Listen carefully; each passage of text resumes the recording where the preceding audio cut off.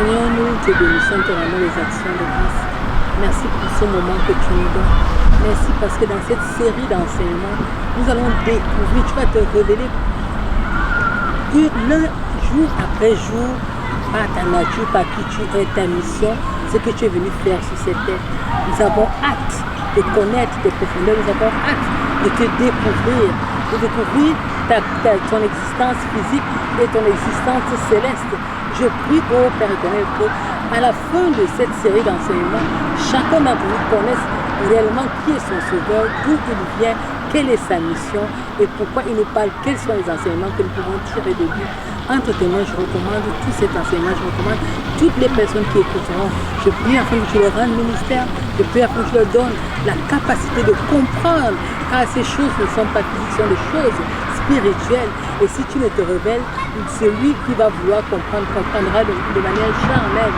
C'est pour ça que nous t'invoquons, nous invoquons ta présence. Nous prions que nous soumettons toutes choses, oh Alléluia, à l'obéissance à ta volonté. Nous prions afin que tu manifestes ta grâce, tu manifestes ton amour, tu manifestes ta compassion, que tu nous touches, que tu nous visites et que tu, oh Alléluia, tu renouvelles notre intelligence au travers de ce message. À toi toute la gloire, dans le contrôle, au nom puissant de Jésus-Christ, j'ai prié. Amen. Alors bonjour, aujourd'hui nous allons parler de Jésus. Nous commençons une série sur la connaissance de Jésus et en particulier nous allons voir les signes qui entourent sa naissance, qui entourent les prophéties qui s'accordent à révéler son existence et sa vie sur terre. Et que nous parlerons donc de Jésus, le nom Jésus. Alors, quand nous lisons la traduction du mot Jésus, nous nous rendons compte qu'il dérive du mot latin Iesus, qui est une translittération du nom grec Iesus. Nous voyons dans la parole de Dieu qu'il y a deux personnes qui portaient ce nom-là. On avait Josué, fils de Nun, et Josué, le grand prêtre, qu'on appelait communément Yehoshua, et qui se traduit par Josué dans la Bible hébraïque. Et ce mot Yehoshua apparaît comme 218 fois. Et quand nous revenons dans le Nouveau Testament, nous nous rendons compte que le mot Jésus, dans la traduction la plus proche, c'est Yeshua, qui désigne Jésus de Nazareth. Amen. Jésus signifie tout simplement Dieu sauve. Amen. Ça peut aussi signifier salut. Amen. Alors, lorsque nous regardons les prophéties qui entourent la naissance de Jésus, nous nous rendons compte que dans l'Ancien Testament, dans le livre d'Ésaïe, au chapitre 7, verset 14, il est question de la naissance de Jésus. Il est écrit, c'est pourquoi le Seigneur lui-même vous donnera un signe. Voici, la jeune fille deviendra enceinte, elle enfantera un fils et il lui donnera le nom de Emmanuel. Donc dans ce passage que nous venons de lire, nous rendons compte que premièrement, il est mentionné une fille qui est vierge. Et deuxièmement, le nom que l'enfant va porter. Amen. Et quand nous consultons le livre de Matthieu chapitre 1, à partir du verset 18 à 23, il est mentionné que la prophétie qui avait été donnée s'est réellement accomplie. Amen.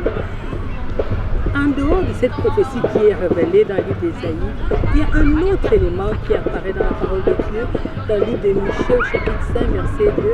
Il est question du lieu où Jésus va naître. Et le lieu est indiqué ici, c'est tout simplement Bethléem. Amen. Bethléem, où habitent les gens de Juda. Juda fait partie des 12 tribus d'Israël. Amen. Donc Jésus, on voit clairement son origine dans la descendance d'Israël. Il va naître dans la tribu de Juda. Amen. Un autre élément qui apparaît, c'est que la domination reposera sur lui et l'origine du nom de Jésus remonte au temps d'éternité. Amen. Donc, et son rôle, le rôle qu'il va jouer, c'est qu'il va dominer. Amen. Donc, on ne doit pas être surpris que Jésus n'est pas une surprise de la décadence des hommes dans le livre de Genèse. Non, Jésus est une conception de Dieu avant même que la terre n'existe. Amen. Un autre élément indicateur de la parole qui est révélée, c'est que cette parole va être écrite.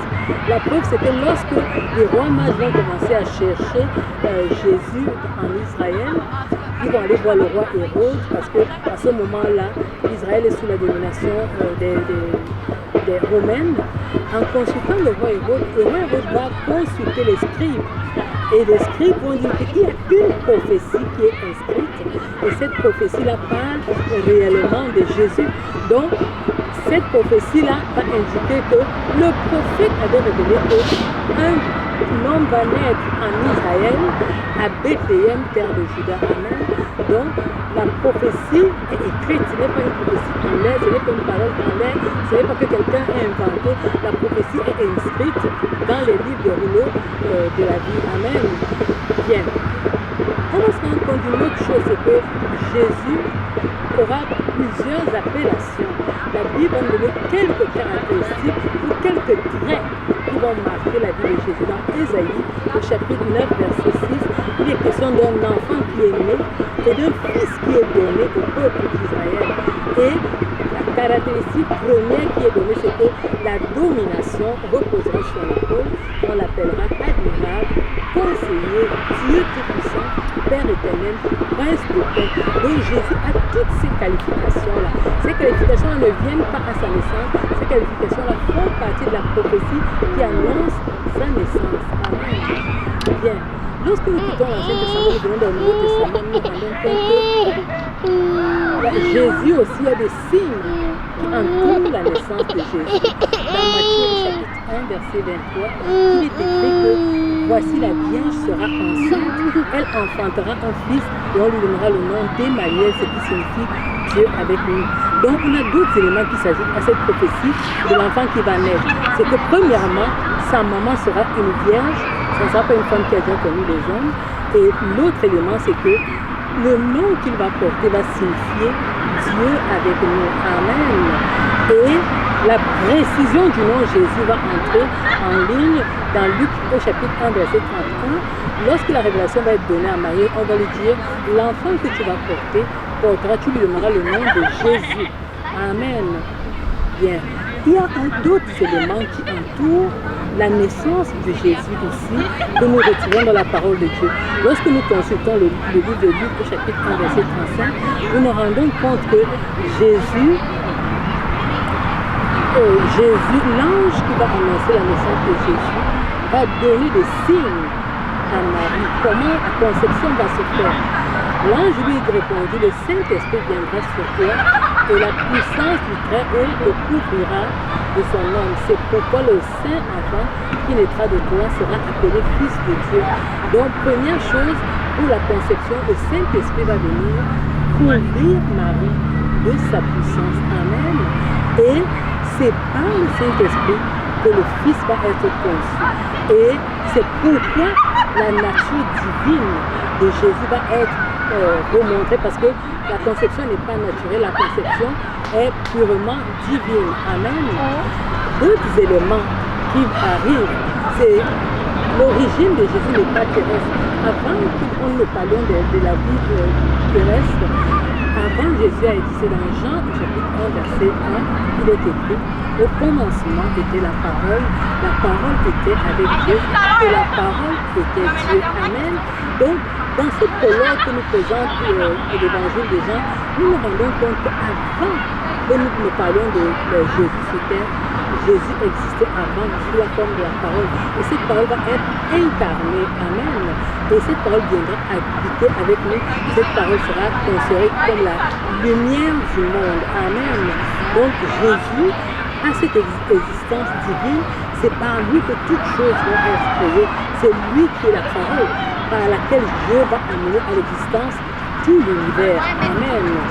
Et lorsque le temps accompli va arriver et que Jésus sera sur le point de venir sur la terre, Dieu va maintenant envoyer des anges en mission pour venir parler à ses parents.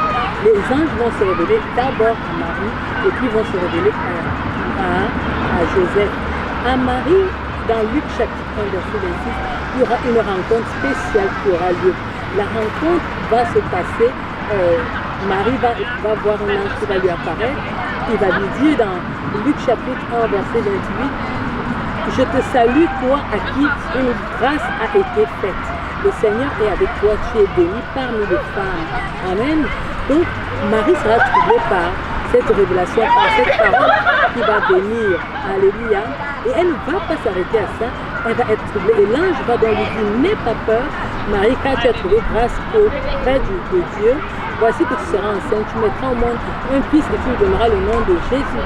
Donc voilà pourquoi Marie va entrer dans la promesse divine, dans le plan de Dieu. Amen. Lorsque Marie va entrer dans ce plan divin, un autre élément va avoir lieu, c'est que Marie était fiancée à un jeune homme de la lignée de David. Amen. Et ce jeune homme-là s'appelait Joseph. Quand Joseph va se rendre compte que sa fiancée est enceinte, il va vouloir se séparer d'elle.